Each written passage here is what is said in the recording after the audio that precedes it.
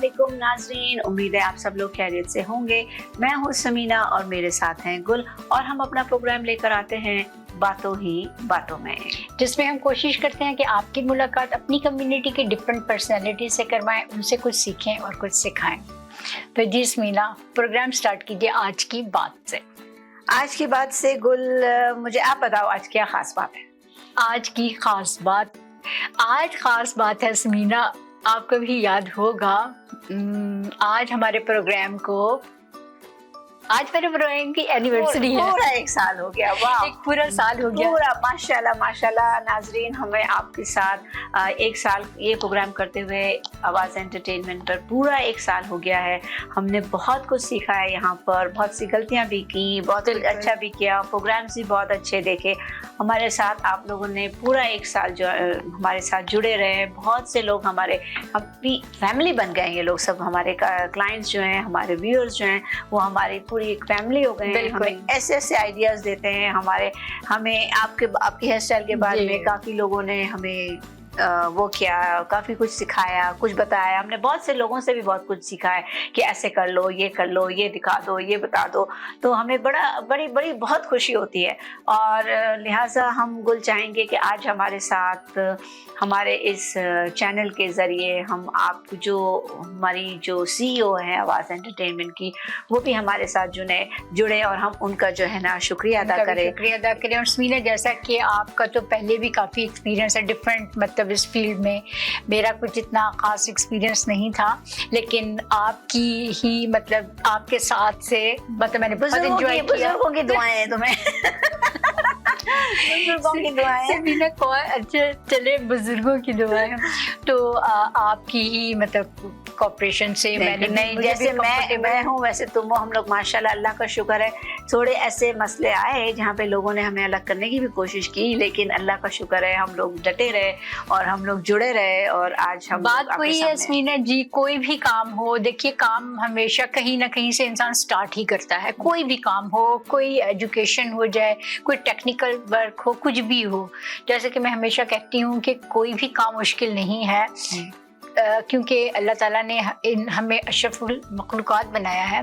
तो कोई भी काम ऐसा है कि अगर हम चाहें तो हो जाता है। मेहनत, डेडिकेशन, ईमानदारी से बिल्कुल हो जाता है। बेईमानी से भी हो जाता है, लेकिन वो ज़्यादा चलता नहीं है। बिल्कुल। तो नाज़रीन, अब मैं यहाँ पर 1 मिनट का वो ब्रेक लेती हूँ और मैं आपके सामने हमारी CEO समीना को भी यहाँ पे बुलाना चाहूँगी कि वो आए और हमारे साथ जुड़े और हमें थोड़ा सा हमारा 1 ईयर सेलिब्रेट करें। तो नाजरीन, जैसा कि मैं और गुल आपसे बता रहे थे कि ये हमारा जो है पहला साल पूरा हो चुका है। इस एपिसोड के जरिए पूरा एक साल हो जाएगा। हम जनवरी 14 को आए थे, इस दफा जनवरी 13 है, एक साल से एक दिन कम है। तो लिहाजा आज हमने समीना को यहाँ पे मौजूद किया है। समीना जो है वो हमारी, सब लोग जानते हैं, आवाज़ एंटरटेनमेंट की करता धरता है। वो यहाँ की CEO हैं। इन्हें किसी की तारीफ की वो मोहताज नहीं है, लेकिन आज हम बड़े खुश हैं कि उन्होंने हमारे साथ दिया, हमारे साथ आई और हम लोग जो है चाहते हैं कि इनके हाथ से हम अपना केक कटवाएं और अपनी सालगिरह मनाएं। बहुत शुक्रिया, thank you so much Sameena and Gul. आप लोगों ने एक साल मेरे साथ गुजारा और इतने अच्छी तरीके से गुजारा नहीं, बल्कि बहुत अच्छी तरीके से आपने अपने शो को लेके चली, इतनी अच्छी परफॉर्म आपने किया। मैं खुद आप दोनों को बहुत अप्रिशिएट करती हूँ कि आप वाकई में बहुत ही प्यारा आप लोगों ने शो दिया नाज़रीन को, और नाज़रीन को भी बहुत पसंद आया। और ये आप लोग की मेहनत है कि आप लोगों ने एक साल में क्या क्या नहीं दिया लोगों को, बातों ही बातों में बहुत कुछ सिखाया, बहुत कुछ सुनाया आप लोगों ने अपने इतने अच्छे प्रोग्राम के जरिए। Thank you so much. जैसे कि आप कह रही हैं कि आप हमारे साथ, मतलब आपको हमारा एक साल अच्छा लगा, अच्छी तरीके से हमने गुजार लिया। बहुत अच्छा आपने गुजार लिया, बल्कि निभाया बहुत अच्छे तरीके से। आपने प्रोग्राम को लेके चली आप बस, और आपने लोगों को जोड़ा बस, और कम्युनिटी के लोगों को जोड़ा, उनके मसाइल को यहाँ पे डिस्कस किया, और बहुत सारे अपने मैसेज के जरिए आपने बहुत सारी चीजें ऐसी दी हैं कि वाकई मेरे पास अल्फाज नहीं है जो जिसके जरिए मैं आपकी तारीफ करूं कि आपने वो चीजें दी जो लोगों को यहाँ पे नीड थी, और वो आप लोगों ने कंप्लीट अपने इस चैनल के जरिए आपने दिया, जो हमारे इस चैनल का मकसद था तो हम भी अप्रिशिएट करते हैं कि हमारे साथ इतनी प्यारी टीम हमारे साथ मौजूद है। और मैं यहाँ पर एक बात गुल कहना चाहूंगी, जैसे कि तुमने मेरा साथ दिया। कोविड था और कोविड में हमें कुछ समझ में नहीं आ रहा था क्या करें, तो जहाँ कोविड की जंग समीना ने लड़ी, हमने भी वहीं से स्टार्ट किया। और ये और समीना वकील, आपका ये प्लान था कि मुझे कुछ आइडिया नहीं था कि क्या मतलब करना होगा, लेकिन समीना ने कहा नहीं गुल, अच्छा मैं इनको रिफ्यूज कर रही थी कि नहीं मैं, इन्होंने कहा नहीं तुम मेरे साथ चलोगी, और फिर हमने ऐसे प्रोग्राम स्टार्ट किया और माशाल्लाह। तो चलें अब आप हमारे लिए केक काटें और फिर पूरी हमारी आवाज एंटरटेनमेंट की टीम के लिए केक है और पूरी स्टूडियो के एंजॉय करेंगे। बिल्कुल कि आप लोग भी आए सुन। Thank you ji Bayoshika, thank you so much. Happy birthday to us. बातों में thank you very much. And तालियां बजा लें? बजा ले, कोई मसला नहीं है, बजा ले। बहुत शुक्रिया, बस थैंक यू समीना। अब नाजरीन, हम एज यूजुअल हमारा आज का प्रोग्राम शुरू करेंगे अपने मेहमान के साथ। तो अब हम लेते हैं एक ऑफिशियल ब्रेक, अपने स्पॉन्सर्स का मैसेज सुनते हैं और फिर हम आते हैं दोबारा अपने प्रोग्राम की तरफ। बैक नाजरीन, जैसा कि ब्रेक पर जाने से पहले मैंने आपसे कहा था कि आप फिर अपना रेगुलर प्रोग्राम शुरू करेंगे और हम अपने मेहमान के साथ यहाँ हाजिर हैं। और आज हमारे स्टूडियो में जो मौजूद हैं वो हैं ज़ुहैब हारून। और ज़ुहैब हारून जो हैं वो एक अकाउंटेंट हैं, एक CPA हैं और फाइनेंशियल और बिजनेस एडवाइस वगैरह भी देते हैं और बहुत सा कुछ बात करते हैं, इन्फ्लेशन के बारे में बात करते हैं। और आज शायद मेरे ख्याल से बहुत से ऐसे लोग जो इन फाइनेंस और CPA और अकाउंट्स इस चक्कर में जो हम लोग घुरे हुए हैं ना, फंसे हुए हैं, वो सारे के सारे जो है उनसे फ़ायदा उठाएंगे। और ख़ास तौर पे मुझे बड़े यंग लोगों ने बड़ा कहा कि हमें ज़रा बताएं, इनसे मिलाएं, ज़रा हमें अपनी भी थोड़ी फाइनेंशियल प्लानिंग देखनी है, जिस तरीके से ये लाइफ जा रही है, टर्न हो रही है life, right? So welcome Zuhaib, आप हमारे प्रोग्राम में आए, आपको बहुत बहुत शुक्रिया and we really welcome you. आपको मुझे पता है आपको बाहर भी जाना है, आपको अभी 1-2 दिन में फ्लाइट, आपने मुझे जल्दी से दिया अपना हमें टाइम दिया। तो आज जो है पहले आपको स्टार्ट करने से पहले मैं ये कहूँगी कि आपके शो के साथ साथ आज हमारी भी पहली एनिवर्सरी है। We have made the first year of this show. आज हमारा पूरा 1 साल पूरा हुआ इस शो का। तो आपके आने से पहले हमने केक काटा था, आप भी खा के जाइएगा। अब आप हमारे नाजरीन को ये बताएं कि थोड़ा सा अपना बैकग्राउंड बता दें ताकि लोगों को पता चल जाए आप कौन है, क्या करते हैं। सबसे पहले अस्सलाम वालेकुम, thank you for having me on the show today. I'm a licensed CPA and I'm a CPA and I'm practicing public accounting. And हम लोग के पास भी सबसे ज़्यादा जो कि सवालात आते हैं वो आते हैं कि यार ये इतनी इन्फ्लेशन बढ़ गई है और घरों की प्राइस इतनी ऊपर चली गई है, ये क्या मार्केट किस डायरेक्शन में जा रही है और क्या होने वाला है। तो इस सिलसिले में we have analyzed the markets very closely और काफी सारी हम लोगों ने सिमिलैरिटीज हमें देखी हैं इस वक्त मार्केट के अंदर। सबसे बड़ी बात इंटरेस्टिंग जो देखने में आती है वो ये कि कोविड के ड्यूरिंग और in the latter stages of Covid ज्यादा कोई ऐसा मुल्क नहीं है जो कि ऑफिशियली रिसेशन में जिसने एंटर किया। लेकिन अगर आप देखें जिस तरीके से गवर्नमेंट्स इस वक्त क्वांटिटेटिव ईजिंग के थ्रू कैश फ्लो प्रिंट कर रहे हैं और उसके अगेंस्ट वो हाउसिंग के अगेंस्ट प्रिंट कर रहे हैं, and because of that housing has really 1 million 2 million. सबसे आई थिंक जब सबसे ज्यादा जो कॉमन सवाल आता है वो यही आता है कि घर महंगे हो गए तो अफोर्डेबिलिटी लोगों की ऊपर से फिर जो कॉस्ट ऑफ लिविंग है वो भी बहुत दिन ब दिन कैनेडियंस के लिए और एनीबडी इन अमेरिका और Europe, I think everybody can relate कि हर चीज़ अनअफोर्डेबल एंड होती चली जा रही है। तो इस सिलसिले में मार्केट अभी कहाँ जाएगी। सो सबसे पहले आप मुझे पहले ये बताओ कि आप हमें जाहिर बात है हमारे क्लाइंट को बता रहे हो इन्फ्लेशन की, लेकिन आप किस कंपनी से काम करते हो? आपकी कंपनी में लोग पूछेंगे कि कौन सी कंपनी है, तो मैं पहले पूछ लूं। जी, तो मेरी अपनी अकाउंटिंग फर्म है, called the Z CPA Professional Corporation, and we've been in business now for 6 years officially, and we also have another office out in Los Angeles, in Beverly Hills. और आप कहीं और भी खोल रहे हो अभी? जी, अभी दुबई की तरफ थोड़ा सा जरा रुझान है कि उस तरफ खोलने का ऑफिस, तो मेनली भी US and Canada taxation and accounting के सिलसिले में, like that's where I'm focused on for these past couple of years right now. ठीक है, क्योंकि मैं बताना चाह रही थी लोगों को, बात दफा ये होता है ना, when they see a young person तो वो कहते हैं कि ये तो भी जॉब कर रहा होगा। तो मैं इसलिए बताना चाह रही हूँ कि लोगों को नहीं, he has his own companies, he has his own CPA accounting firms, और आपके साथ और भी पार्टनर्स होते हैं, लॉयर्स वगैरह जी, भी। we're a group of accountants and lawyers. तो Okay. उसमें anything from business law, real estate law, criminal defense law, or even with myself, business law में, like I have a pretty good understanding of the subject as well.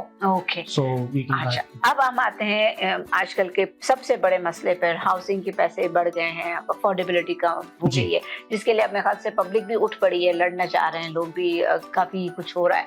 तो अब आप हमें बताएं कि क्यों और कैसे हो रहा है ये सब। So मेन चीज ये कि एवरीथिंग इस वक्त बबल के अंदर आ गई है, and specially when you just keep printing money, तो वो अब अपनी करेंसी डिबेस होती चली जा रही है। तो at the end of the day उसको ऑफसेट करने के लिए they have to raise the price for something, and that happens to be unfortunately housing.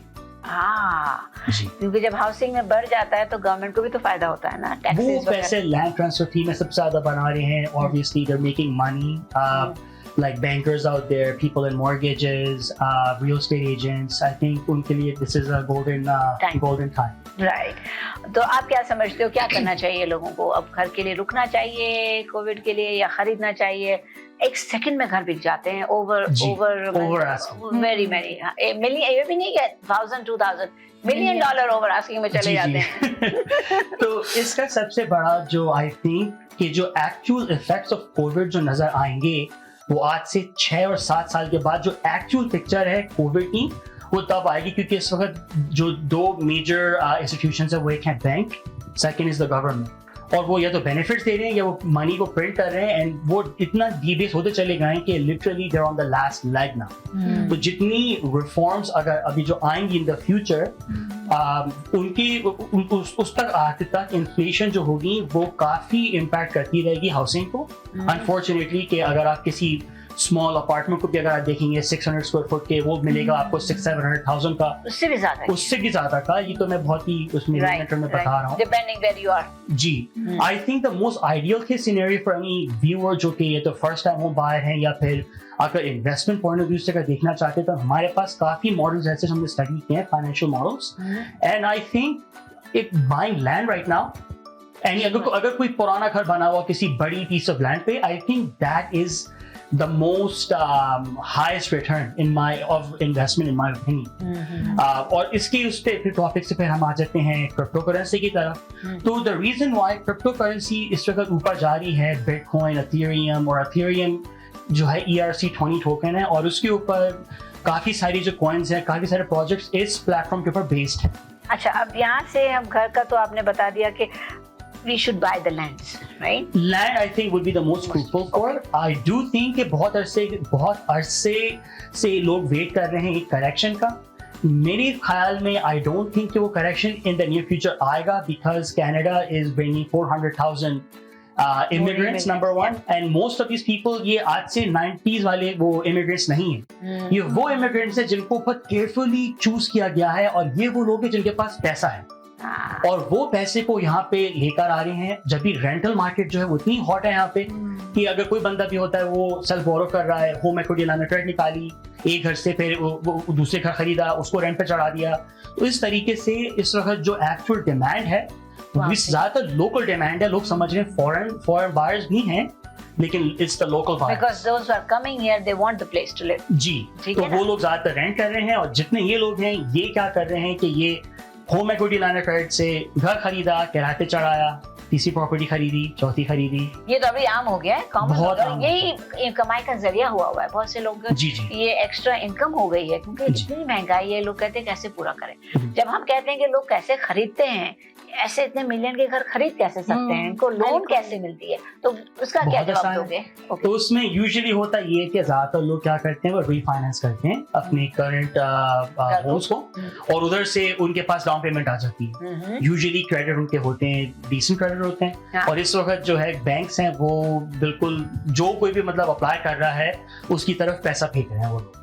तो उससे 30 अगर $2 million का अगर आप घर लेते हैं, उस पर आपको अप्रोक्सीमेटली 80% डाउन पेमेंट, आपको 80% फाइनेंसिंग मिल जाती है, 20% जी, एंड द अदर 20% पे 50% पे जाते हैं वो। अच्छा जी, तो ज्यादातर जितने भी जो एक्चुअल इस वक्त जो बूम आया हुआ है, अगर आप देखें तो वो हाउसिंग जो कि आपको 2 मिलियन एंड 2.4 तक है, जितने 3 मिलियन एंड अबव है वो ऑब्वियसली इन्फ्लेशन है caught up to them too, लेकिन इतनी हॉट नहीं है मार्केट जितनी ये मार्केट हॉट है सर। छोटे छोटे घर जो हैं वो मिलियन से ऊपर हो जी, तो इसका यही मतलब है तो कि इसको आना होगा, लेकिन अनकरीब unfortunately based on our calculations अभी आती हुई नजर नहीं आती राइट, क्योंकि यहाँ पर तो लोग आ ही रहे हैं, गवर्नमेंट को पैसा चाहिए जी, गवर्नमेट को लोग चाहिए।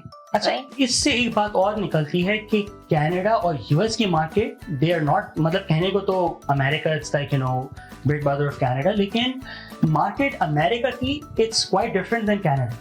वो कैसे? वो इस सेंस में कि कनाडा जो है लोग उसको सेफ हेवन की तरह देखते हैं कि भाई ये कि पूरी फैमिली के साथ आप मूव कर सकते हैं, हेल्थ केयर फ्री है, और जितना इन्फ्लक्स आ रहा है या तो वो टोरंटो जा रहा है या वो वैंकूवर जा रहा है। तो डिमांड यहाँ पे इन लोगों ने सप्लाई, अल्टीमेटली क्या हुआ है कि इन लोगों ने सप्लाई को कैप करके रखा हुआ है और डिमांड बहुत बहुत ज्यादा है इस वक्त। तो इस तरीके से फिर ये कि अगर घर 1 मिलियन का बिक रहा है, 2 मिलियन का बिक रहा है, तो ये इन प्राइसेस पे ये फर्म रहेंगे। Next year I do think कि थोड़े बहुत इंटरेस्ट रेट इंक्रीज होंगे 0.25 बेसिस, लेकिन इतना ही करेंगे वो लोग जिससे कि वरना तो फिर लोग बैंकरप्सी शुरू कर देंगे। बिल्कुल राइट, और कर ही नहीं सकते ना वो लोग, इतना ज्यादा बढ़ाएंगे ही नहीं, फिर लोग मॉर्गेज ही नहीं दे सकेंगे। और हाउसिंग जो है बेसिकली कनाडा का सबसे मेन सेक्टर है, तो कभी भी वो अपने हाथ से जैसे बैंक को नहीं जाने देंगे, इसको नहीं जाने देंगे।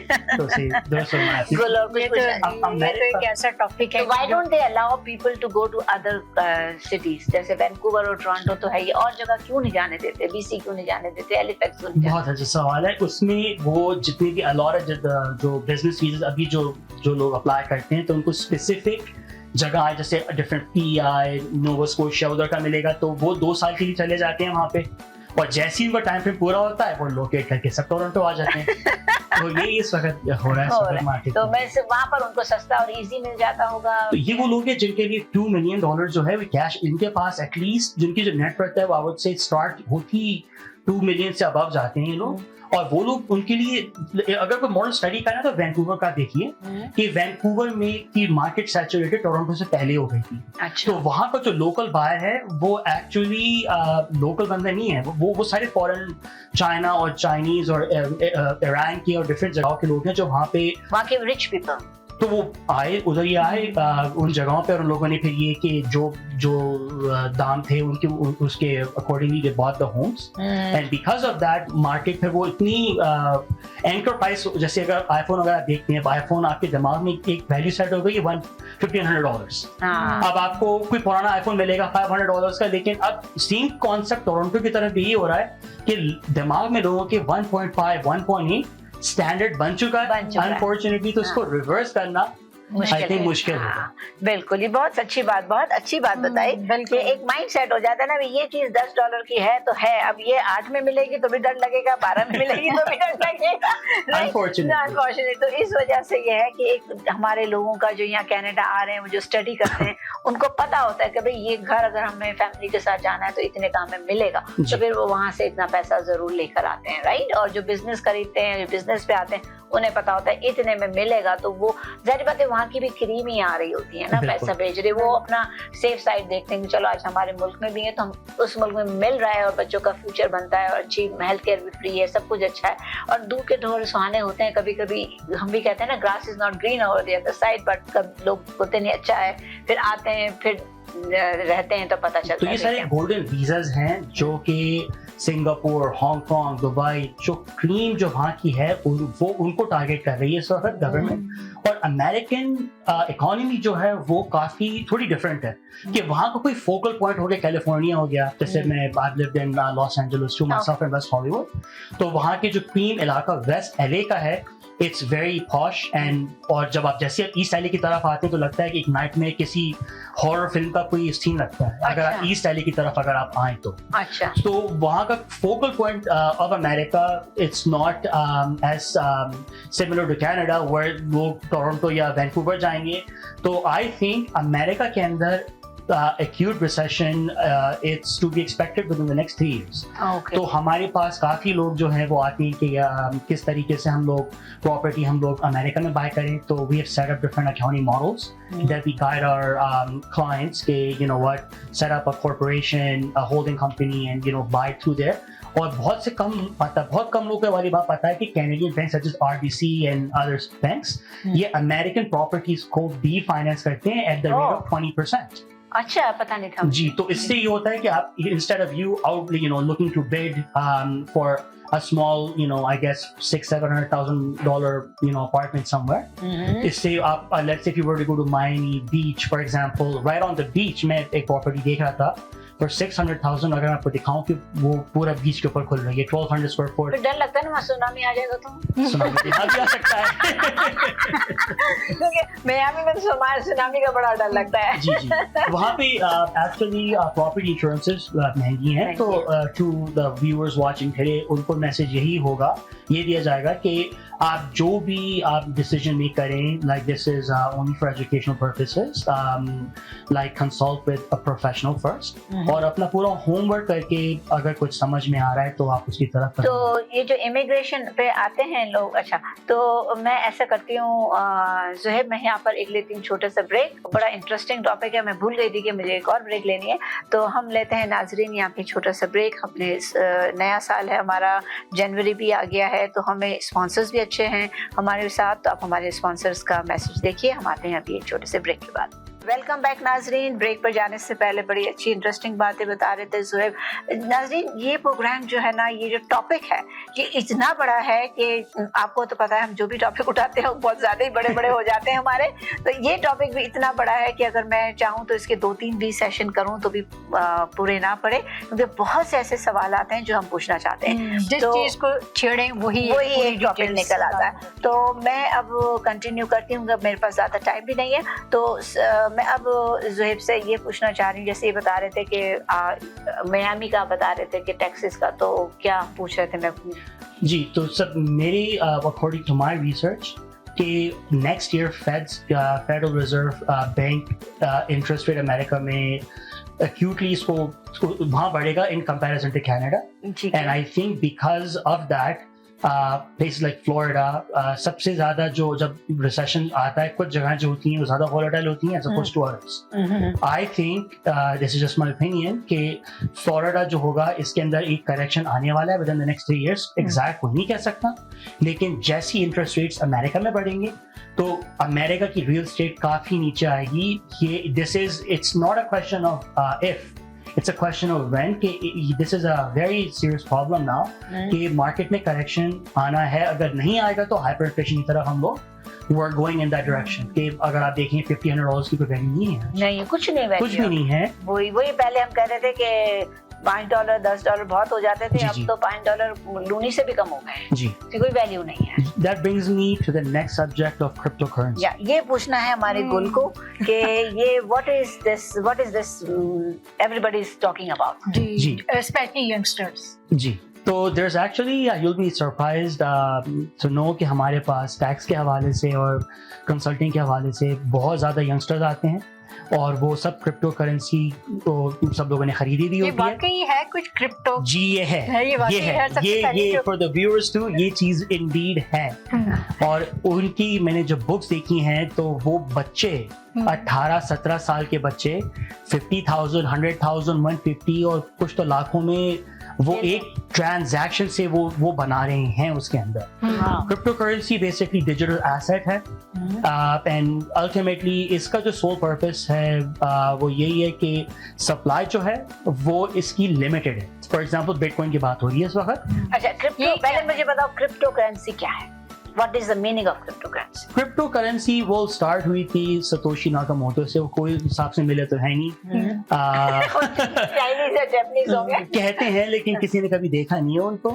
और ये एक्चुअली ये क्रिप्टो करेंसी जो है it's actually like you know the actual it's encrypted in images. Okay. Cryptic and so that's why इसके पीछे जो लोग इसकी माइनिंग करते हैं उसके लिए उनको वीडियो कार्ड चाहिए होते हैं जो कि एक्चुअल माइन करके एग्जिस्टेंस में लेकर आ रहे हैं इन कॉइन्स को। स्टॉक मार्केट में स्टॉक्स होते हैं, इधर कॉइन्स होते हैं, अच्छा, डिजिटल कॉइन्स। तो मतलब जैसे स्टॉक मार्केट में आप देखते हो ऊपर जा रहा है नीचे जा रहा है, इसी तरीके से बिटकॉइन भी एक डिजिटल करेंसी है। जी अच्छा, तो stock market is not digital, वो तो हम लोग को पता चलता है कि इसके शेयर्स हैं और जी ये जी है। आप बोल भी कर सकते हैं टू सम डिग्री। इसमें तो एवरीथिंग इज ऑल स्पेसिफिकली, इसमें इसकी कुछ क्वालिटीज ये हैं कि लिटरली मैं यहाँ पे बैठा हूँ, मेरी जेब में लेट्स से यूएसबी रखी हुई है, उसमें हो सकता है $5 मिलियन पड़ेगा, किसी को ना पता हो। अच्छा, तो इसमें लिटरली इसमें हर किस्म की ऑर्गेनाइजेशंस भी हैं, कुछ अनफॉर्चुनेटली बैड एप्पल्स भी हैं, सच एज माफिया की भी इसमें लोग इन्वॉल्व हैं अनफॉर्चुनेटली, कुछ लेजिटिमेट भी हैं। और main thing to notice is that कि अगर आप किसी भी फियाट करेंसी को अगर आप देखें, फियाट हो गया, कैनेडियन डॉलर हो गया या अमेरिकन डॉलर हो गया, ओवर टाइम सारी करेंसी डीवैल्यू हो रही है क्योंकि प्रिंट कर रही हैं government without any gold reserves. So Bretton Woods system जब अबॉलिश किया 1970s में, उसके बाद अब लिटरली ये कि क्वांटिटेटिव ईजिंग कहते हैं इसको, और उसमें क्या करते हैं, देयर जस्ट प्रिंटिंग मनी, और उससे क्या हो रहा है कि आपकी जो डॉलर की वैल्यू नीचे की तरफ जा रही है। तो जब भी लोगों ने कहा कि यार हम लोग इतनी मेहनत कर रहे हैं और मेहनत करके लेट्स से अगर आपने खरीदा या नहीं खरीदा, तो लोग बोलते हैं कि हम क्यों ना कुछ ऐसा डिजिटल एसेट हम खरीद लें जिसकी वैल्यू ऊपर जाए। बिटकॉइन की वैल्यू एज अ करेंसी ऊपर जा रही, नीचे नहीं जा रही, क्योंकि इसकी सप्लाई जो है देयर इज ओनली 21 मिलियन। अच्छा जी, तो कैप सप्लाई है इसकी, और जितने भी लोग इसको बाय करेंगे तो डिमांड जो है इसकी जो है वो बढ़ेगी और सप्लाई लिमिटेड है। तो मतलब सप्लाई का मतलब क्या है, सिर्फ 21 मिलियन से ज्यादा बिटकॉइन की वैल्यू नहीं हो सकती? इससे ज्यादा 21 सप्लाई है इन द सेंस के 21 मिलियन बिटकॉइंस हैं अच्छा, इस दुनिया में, लेट्स से, जिनकी अभी 100% माइनिंग अभी नहीं हुई है, लेकिन अभी माइनिंग चल रही है। माइनिंग क्या होती है? माइनिंग ये होती है, हाँ, मैं भी ये पूछने वाली थी कि कौन कंट्रोल कर रहा है इसको? ये basically at the end of the day it's decentralised, so इसकी कोई सेंट्रलाइज्ड बॉडी नहीं है इन द सेंस के there is a ledger, and at the end of the day like anybody can look at the transaction on the actual network के computer पर है, computer computer gene के अब सुने जो बच्चे वो हर वक्त गेम्स खेलते हैं ना, जो माइनिंग कुछ इसी तरह मैं समझती थी ये। तो माइनिंग इन द सेंस कि जैसे मिंटिंग होती है आपकी गोल्ड की, या फिर अगर आप प्रिंट करते हैं, ट्रेजरी अगर प्रिंट करती है पैसों को, तो वो प्रोसेस है। तो इस प्रोसेस को रेफर करते हैं माइनिंग, कि वो बेसिकली क्या करते हैं, लेट्स से वो कहते हैं 21 मिलियन बिटकॉइन हैं, लेकिन अभी सर्कुलेशन के अंदर लेट्स से 18 मिलियन है। तो अभी जो 3 मिलियन अभी जो बिटकॉइन है वो भी एग्जिस्टेंस में नहीं आए। अच्छा। तो उस पे जो उसका एक बड़ा एक कॉम्प्लिकेटेड तरीका होता है जो कि कंप्यूटर्स उसको डिकोड करते हैं, और वो फिर माइन होके एग्जिस्टेंस के अंदर आ जाता है। उसके बाद फिर एक्सचेंजेस थे वो ट्रेड हो रहा है, ये ऐसे ट्रेड हो रहे होते हैं। वैसे ऑनलाइन करेंसी है, ऑनलाइन करेंसी है। अच्छा, तो इसको खरीदना इसे चाहिए? कैश कर सकते हैं हम? हाँ, तभी तो कह रहे हैं, कैश कर सकते हैं, इसमें पैसा बहुत है, लेकिन इसमें at the same time to you have to proceed with a lot of caution. इसमें फ्रॉड भी बहुत है, बहुत सारे लोग पैसा, मैंने अपनी आंखों से देखा है लोगों को पैसा लूज करते हुए, हैकर्स इसमें इसको हैक भी कर सकते हैं इसको। तो इसमें it's high risk high reward in very So layman what do terms. you think, ये यंग जनरेशन जो आप कह रहे थे, बच्चे हैं जिनके पास 50,000 अकाउंट में, $1 million अकाउंट में, तो can they lose it right away that money? इसमें वही होता है कि आपकी जो एक्चुअल कीज हैं, अगर वो किसी के हाथ अगर आपकी प्राइवेट कीज अगर किसी के हाथ अगर वो लग जाती हैं, तो वो आपके पूरे वॉलेट को क्लीन कर देगा। जब ये लोग क्या करते हैं, उनके पास कोल्ड स्टोरेज वॉलेट्स होते हैं, इन द सेंस कि यूएसबी पे वो क्या करते हैं, पूरा जितने भी कॉइन्स होते हैं उस पर डाउनलोड कर लेते हैं। बिटकॉइन हो गया तो उसको उस पर रखते हैं, कोल्ड स्टोरेज कहलाते हैं वो। लेकिन उसका सबसे बड़ा रिस्क ये होता है, आपने सुना होगा कि एक बंदा गार्बेज में तलाश कर रहा था अपनी, उसकी यूएसबी की लॉस हो गई, उसमें कितने $50 मिलियन पड़े हुए थे। तो ये भी इसी किस्म के हर किस्म के केसेस, हमारे जैसे तो घुमा ही दे फौरन। जी, तो ये चीज देखना इसमें बहुत जरूरी होता है कि आप डिजिटल एसेट्स खरीदें। सबसे जो स्ट्रॉन्ग मैसेज वो यही है कि कभी भी अगर आपको मिलियन अगर आपको कमानी है क्रिप्टो में, तो you have to get in not on the projects जो कि ऑलरेडी पीक कर चुके हैं। क्योंकि लेट्स से बिटकॉइन आपने खरीदा, लेट्स से आज की वैल्यू उसकी अमेरिकन यूएसडी में अबाउट 47,000 है US डॉलर। तो आप कितने आपको बिटकॉइन खरीदने पड़ेंगे कि before you can make a small profit? तो you should be targeting coins, I would say $1, under $1, और अगेन वही बात आ गई कि वैसे इसकी वैल्यू अभी 7,000, 4,000, 8,000, आप $1 से भी इसको खरीद सकते हो। बिल्कुल। तो अच्छा। वो लिटरली आप जस्ट लाइक शेयर शेयर में तो क्या होता है कि आपके पास लेट्स से अगर शेयर की वैल्यू $10 है तो अब आप $5 से वो शेयर नहीं खरीदेंगे until unless के $5 पे ना आए वो। अच्छा। अगर आ जाए वो, इन दिस केस इसमें लेट्स से अगर पूरा एक बिटकॉइन लेट्स से 50,000 का है, तो मैं बोलता हूँ कि बिल्कुल जैसे अगर कागज अगर लेट्स से रिप्रेजेंटेशन होती बिटकॉइन की, तो मैं लेट्स से $1,000 से मैं उसका पीस फाड़ के अपनी जेब में रख लेता, तो मेरे पास मैंने ये कि थोड़ा सा मैंने पीस ऑफ बिटकॉइन मैंने खरीद लिया without buying the entire asset. जी। फिर उस पे जो उसका एंटायर प्रॉफिट होता है फिर वो डिवाइड होता है सब लोगों पे। अच्छा, प्रॉफिट इस तरह से नहीं होता। प्रॉफिट बेसिकली होता है कि once again demand and supply के ऊपर चलता है। ठीक है। तो आप उसको एक्चुअल मार्केट जितनी भी आपकी जो ऑनलाइन एक्सचेंजेस हो गई, बाइनेंस हो गई, there is couple of other exchange, बहुत एक्सचेंजेस हैं, देखना पड़ता है। तो उसमें फिर आप अपने उस कॉइन्स को फिर आप उसमें ट्रांसफर ओवर करके आप किसी को बेच देते हैं। तो आपको वॉल्यूम देखना पड़ता है कि ट्रेडिंग वॉल्यूम कितना है और वो उसकी लेट्स से बोली लेट्स से उसकी जो आस्किंग प्राइस है बेट कितनी है। सो लेट्स से 46,000 होगी तो फिर आप उस पर लगा देंगे लेट्स से भाई मेरे पास इतना है, कोई ना कोई खरीद, मेरे पास 2,000 है, 1,000 है, मैं उसके बाद कैश उसको करा के अपने अकाउंट में डाल सकते हैं पैसे। तो उसको कैश कराने का तरीका ये होता है कि there is other you know exchanges in Canada such as एक Coinberry है, one popular one is called BitBuy। तो वहाँ पे लिटरली लोग क्या करते हैं कि अपने fiat को जो उनकी Canadian dollars let's say whatever पहले वो ट्रांसफर ओवर करते हैं अपने बैंक अकाउंट से, उससे फिर वो परचेज करते हैं बिटकॉइन को। और बिटकॉइन आ गया, अब लेट्स से बिटकॉइन से वो कोई जो भी ट्रेडिंग पेयर उसका है वो खरीद सकते हैं। लेट्स से और कौन सा हजारों हैं, आपको ये नहीं पता कि कौन सा कॉइन मतलब ये कि इसमें पैसे बनेंगे। जब भी वो रिस्क का फैक्टर आ जाता है कि आपको एक कॉइन आज तक $1 पे ट्रेड कर रहा था, फिर ओवरनाइट वो चला गया लेट्स से $1,000 पे, तो लोगों ने इस तरीके से पैसा बनाया है क्रिप्टो करेंसी। अच्छा, जैसे अब बाकी करेंसी को गवर्नमेंट की मतलब नजर होती है, ये टैक्सेस बहुत खतरनाक सवाल पूछ रही हैं आप, लेकिन चले हम आपके व्यूअर्स को थोड़ा एनलाइटन करते हैं। सीआर वाले जो है ये यहाँ तो इतना पैसा आ रहा है तो जाहिर बात है टैक्स कहाँ से आ रहा है? जी, तो अल्टीमेटली क्रिप्टो करेंसीज लीगल हैं ऑन मोस्ट पार्ट, लेकिन गवर्नमेंट इस वक्त कोशिश ये कर रही है उनको रेगुलेट करने की। तो अल्टीमेटली जितनी भी जैसे BitBuy या आ गई एक्सचेंज, तो ये रिपोर्ट ये लोगों को बात पता नहीं है, लेकिन आपका जितना डेटा है आप समझ रहे हैं कि ये सारा एन्क्रिप्टेड है जो कि होता है, लेकिन जैसे ही इसको आप कैश करने लगते हैं तो उसका जो फिजिकल ट्रैक होता है वो CRA ट्रैक करती है। ये audience need to know this कि वो ट्रैक हो रहा होता है by the CRA और IRS। तो उसका जो सही तरीका है वो ये है कि आपको you have to basically pay capital gains। जैसे स्टॉक्स पे आप कैपिटल गेन्स देते हैं, इसी तरीके से ये भी एक एक्टिव एसेट्स में इसका शुमार होता है, डिजिटल एसेट। जी जी। तो उसमें फिर ये कि आपकी जो बुक वैल्यू होती है वो देखनी पड़ती है उसमें, और फिर देखना पड़ता है कि मार्केट वैल्यू क्या थी at the time of of sale. तो वहां से फिर स्प्रेड कैलकुलेट किया जाता है and that gets added on to your taxable income on your T1 general, और वहां से फिर देखा जाता है कि what is your tax liability and legally how can you reduce it and bring it down.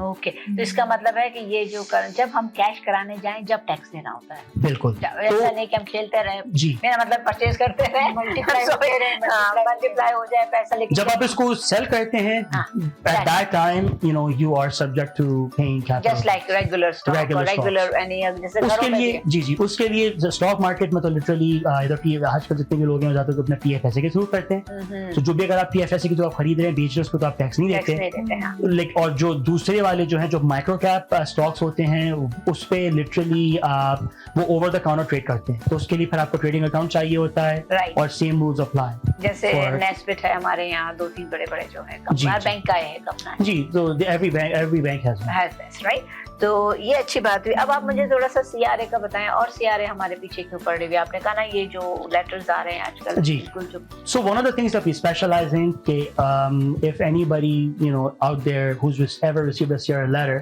हम लोग स्पेशलाइज करते हैं कि लेट्स से वेज गार्निशमेंट्स हो रही हैं फॉर व्हाटएवर रीजन, या फिर घर पे लीन लगी हुई है, या फिर अकाउंट फ्रीज हो गए हैं। वो क्यों करती है CRA? मैनी रीजंस होते हैं। बाजों का लेट्स से अगर किसी का अकाउंट डिलिंक्वेंट हो गया है, उसने कभी फाइल नहीं करे या इम्प्रॉपर फाइलिंग करी, या फिर अकाउंट के अंदर उनको कुछ डिस्क्रिपेंसीज नजर आई। Sometimes they do pre assessments in the sense कि वो देखना चाहते हैं कि भाई जो भी कुछ रिपोर्टेड डेटा आया है इज इंडीड करेक्ट। तो उसके बाद फिर वो बाजों का असेस करते हैं। डाउट हो जाए तो जी, और बहुत सारे लोग जो होते हैं वो इम्प्रॉपर फाइलिंग करवा रहे होते हैं, वो ढूंढते हैं कि भाई कोई बंदा $20 में टैक्स भर दे। अब वो $20 में टैक्स भरेगा तो $20 वाला टैक्स भरेगा। So guys be careful when going along those lines. Nice जी। फिर आजकल तो वैसे भी CRA से सारे लोग डरे हुए हैं, जब से उन्होंने जो गवर्नमेंट ने लोन्स दी हुई हैं बिकॉज ऑफ कोविड, उसके लिए भी बीच में बहुत से लेटर आ गए थे कि you can not eligible, you are not this. तो उसका क्या कहूँ, ये भी बड़े परेशान है लोग, बहुत लोगों को लेटर आए थे इसके ऊपर भी। तो इसके ऊपर सबसे बड़ा जो कॉमन मिस्टेक हमने जो ऑब्जर्व करी थी वो ये था कि लेट्स से अगर किसी बंदे की आपकी 2019 में आपकी इनकम मिनिमम 5,000 होनी चाहिए थी, तो उन लोगों की इनकम नहीं थी दैट मिनिमम थ्रेशोल्ड। उसके बाद उन्होंने दबा के सर्व अप्लाई कर रहे हैं डिफरेंट बेनिफिट्स, तो वो क्वालिफाई नहीं किया। That was just one reason, there could be many other reasons for that as well. And तो इसमें लेटर्स तो वो तो सीआरए जो इस वक्त कहते हैं वो तो मनी सप्लाई को फॉलो कर रहे हैं इस वक्त, तो ठीक है कि भाई रियल्टर्स भी पैसा इस वक्त बहुत बना रहे हैं, उनको वो अपनी कॉर्पोरेशन अब there legally allowed to open, it's called PRAC के थ्रू वो they can I guess defer paying taxes, वो डिफरेंट इन द सेंस कि कॉर्पोरेट टैक्स पे कर देते हैं, फिर बाद में फिर अगर उनको जरूरत पेश आए तो हम लोग क्या करते हैं, we design corporate tax strategies for a client, कि हमारी कोशिश यही होती है कि क्लाइंट्स को हम लोग 13-14% टैक्स ब्रैकेट में रखें जहां तक हम रख सकें उनको। ठीक है। अब ज्यादा ही कमाएंगे तो फिर तो देना ही पड़ेगा ना। ज्यादा कमाएंगे तो कम देना पड़ेगा। हाँ। अगर आपका अकाउंटेंट सही आपको एडवाइस दे रहा है। तो एक चीज, अब हमारे पास टाइम खत्म हो रहा है, तो एक चीज और मुझे बताओ ज़ोहैब जाते जाते कि आप अपना ये जो लेक्चर्स हैं ये और भी फोरम्स पे देते हैं, are you do other stuff also beside this? जी, तो I have my own YouTube channel. You guys can look it up under ZH CPA Professional Corporation, or you can search by my name Zohaib Haroon. I think content will come up, or you can search me on Google. My main location is in Vaughan, the one in Toronto. And agar aap for any reasons are in California or in Los Angeles, so please come and see. My other location is in LA. Okay, ठीक है। तो और कुछ पूछना चाह रहे हैं गुल जाने से पहले? और टाइम अगर है तो फिर तो बहुत कुछ है। नहीं, मैं नाजरीन वाकई में हमारे पास टाइम की हमेशा कमी रहती है, हमारे टॉपिक्स इतनी इंटरेस्टेड होते हैं, तो मैं इंशाल्लाह जो है कोशिश करूंगी कि एक दफ़ा फिर अगर कोई और क्वेश्चन हुआ या कुछ हुआ तो ज़ोहैब को हम दोबारा ज़रूर मदऊ करेंगे और आके हमें और भी कुछ बताएं, क्योंकि आज हमारे पास काफ़ी यंगस्टर्स थे, उन्होंने पूछा था क्रिप्टो क्या है क्या नहीं हो, तो मुझे तो नहीं समझ में आते ही जाते ये चीज़ें, लेकिन फिर भी जो है ना क्रिप्टो आजकल बच्चों में बड़ा मशहूर है और हर एक देखता है ना 4 पैसे बन रहे हैं तो मैं भी घुस जाऊँ उसमें, राइट? तो इसमें कोई बुराई भी नहीं है, लेकिन अगर सही तरीके से एहतियात से करें, क्योंकि बहुत कुछ आप खो भी सकते हैं, ऐसा नहीं है कि सिर्फ आ ही रहा होता है। तो नाज़रीन अब हम इंशाल्लाह जो है दोबारा कोशिश करेंगे, मौका मिला तो ज़ोहैब को ज़रूर बुलाएंगे और अब हम आपसे इजाज़त लेंगे और उम्मीद है thank you for coming here. इजाज़त लेंगे, इंशाल्लाह अगले हफ्ते फिर मुलाकात करेंगे एक अगले मेहमान के साथ। जब तक अल्लाह हाफ़िज़।